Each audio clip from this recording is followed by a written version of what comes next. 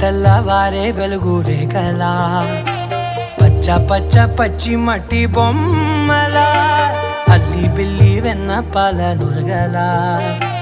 అచ్చ తెలుగు ఇంటి పూల కొమ్మలా దేవదేవుడే పంపగా ఇలా దేవతే మా ఇంట అడుగే పెట్టెనంట బ్రహ్మ కళ్ళలో కాంతులే మా అమ్మలా మా కోసం మళ్ళీ లాలి పాడేనంట.